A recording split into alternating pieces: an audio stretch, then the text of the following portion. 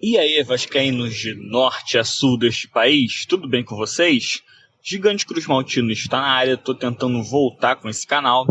E esse vídeo vai ser uma análise do jogo entre Vasco e Cabo Friense, que vai ser meio que um podcast, não é exatamente da forma que eu queria fazer, mas é o que vai dar para fazer, por causa que eu tenho alguns compromissos hoje, então é realmente o melhor que eu posso fazer. Mas, enfim, Vasco e Cabo Friense.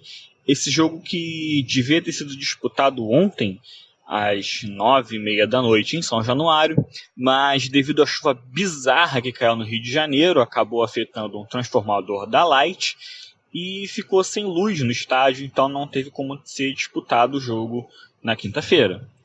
O que aconteceu? Então, o jogo foi remarcado para hoje, sexta-feira, às 11 horas da manhã. E de cara, quando eu ouvi isso, eu falei, não, cara, não é possível. Os caras não vão mandar um jogo às 11 da manhã, no Rio de Janeiro, em janeiro. Mas sim, eles fizeram isso. Eles realmente quiseram botar um jogo às 11 da manhã, em pleno verão do Rio de Janeiro. E evidentemente tá um calor insuportável, tá impossível sair aqui na rua, tá horrível. Imagina então para quem tá em campo correndo para lá e para cá que nem uma barata tonta. Ah, mas os jogadores ganham muito bem para isso. Sim, eles ganham, quer dizer, no Vasco não, porque tá sempre atrasado, mas eles ganham sim muito bem. Só que, cara, pensa comigo, pelo amor de Deus, quem é que consegue trabalhar direito nesse sol, nesse calor infernal? Não tem como. Não tem como. É evidente que o trabalho dos caras vai ser afetado. Mas, enfim, como é que foi o primeiro tempo? Tô gravando isso aqui no intervalo do primeiro tempo e depois eu gravo o que aconteceu no segundo tempo. O primeiro tempo terminou 1-0 Cabo Friense. Como é que foi a história desse jogo? Foi péssima. Simplesmente péssima. O time do Vasco completamente desorganizado. Ele entrou em um 4-2-3-1 clássico, né? Que todo mundo joga nesse jeito. Com o Leandro Castan e o Wesley na zaga, Henrique e Pikachu nas laterais, Bruno Gomes e Raul como volante, Gabriel Peck pela esquerda, Marrone pela direita, Thales Magno no centro e o Cano como centroavante. Mas qual que foi o maior problema? O maior problema é que o time do Vasco estava jogando muito espaçado. Ficaram literalmente dois blocos.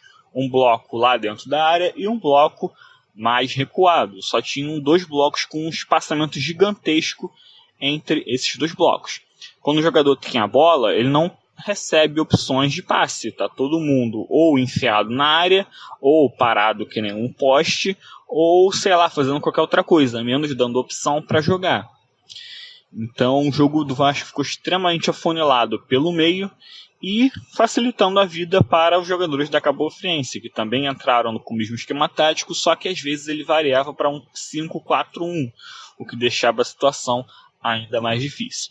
Do lado do Vasco, a única variação tática que eu pude observar, na verdade, foram duas, que é simplesmente inverter o Gabriel Peck com o Marrone, ou seja, trocar o lado dos dois, o que não adianta de porcaria nenhuma, só se, por sorte, acabar confundindo o adversário.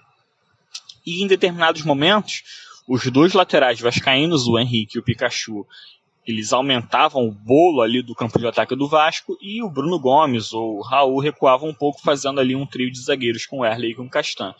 E nesse tipo de situação só piorava o problema do Vasco, porque, sem brincadeira, todo momento tinha pelo menos 4 jogadores do Vasco dentro da área.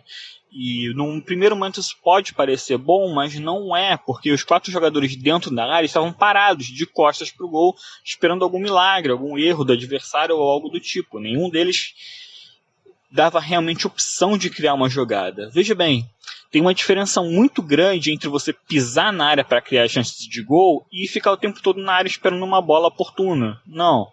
São coisas completamente diferentes. Na parte defensiva, nos 2 primeiros terços do primeiro tempo, o time até que estava bem mais organizado, por incrível que pareça.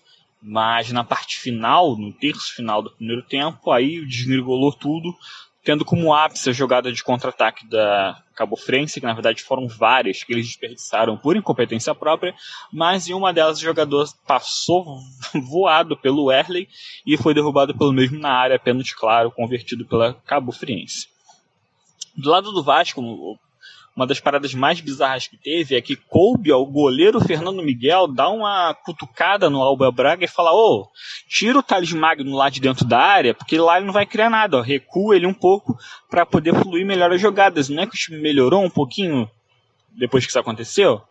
Tudo bem que depois tomou um gol, mas reduziu o número de jogadores lá presos, enfiados dentro da área, aumentou um pouquinho o número de jogadores perto de onde está a bola, aumentando as possibilidades de passe, de jogadas, mas infelizmente não foi o suficiente. Não foi o suficiente. É meio bizarro ter que o goleiro dar essa dica para o treinador. É meio chato que não teve o efeito que a gente esperava, mas foi uma leve melhora. E enfim, daqui a pouco começa o segundo tempo, vou ver o que vai rolar. Ah, meu Deus do céu, e o segundo tempo, né? Pelo amor de Deus. O primeiro tempo já foi ruim, o segundo tempo conseguiu ser pior ainda, mano. Que tudo que tinha de ruim continuou, o que tinha de bom praticamente não existiu também. Enfim, primeiro tempo, ou melhor, o segundo tempo começou já logo com 2 mudanças. Entraram o Juninho e o Vinícius no lugar do Peck e do Bruno Gomes. Logo de cara, essas 2 substituições eu não faria, ou pelo menos eu não faria logo assim na virada para o segundo tempo, porque são jogadores que são mais ou menos equivalentes assim de posição, ou seja, não mudaria muito da forma como o time jogou. E principalmente no caso da saída do Bruno Gomes, eu jamais tiraria o Bruno Gomes, porque ele era o cara que estava literalmente comandando o meio de campo do Vasco, desde a fase defensiva até a fase ofensiva. Se fosse para tirar um dos volantes, eu acabaria tirando o Raul, que é um jogador muito interessante, sim, muito útil também, mas que até pela característica do Juninho, que entrou, era mais parecida com a do Raul. Então, meio que ficaram com 2 jogadores com funções parecidas, com características mais ou menos parecidas, mas que não precisava ter os 2, sabe? Mas enfim, apesar disso tudo, os 2 rapazes entraram bem, puseram fogo na partida, pelo menos durante os primeiros 15 minutos, mas como já era meio que de se esperar, a energia deles eventualmente diminuiria, até pelo calor, até pelas condições, até porque ninguém aguenta correr que nem um maluco por 45 minutos sem fim.